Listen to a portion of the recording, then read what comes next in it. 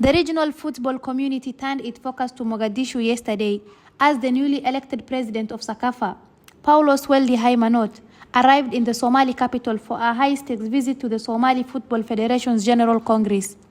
His arrival, however, comes at a time when the federation remains deeply fractured by a persistent and bitter leadership crisis. Weldi Haimanot was greeted at the airport by the incumbent federation president, Ali Abdi Mohamed. But beneath the surface of this diplomatic welcome, the Somali Football Federation is struggling to find its footing. The current tensions trace back to June of last year, when a breakaway faction of the Congress passed a vote of no confidence against Mohamed, accusing his administration of corruption and mismanagement.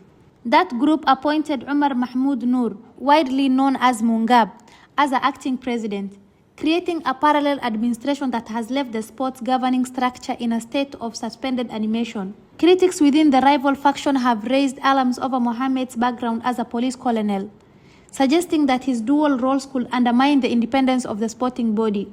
They have repeatedly called for intervention from both FIFA and the Confederation of African Football, warning that the internal power struggle poses as a direct threat to the integrity of the game in Somalia.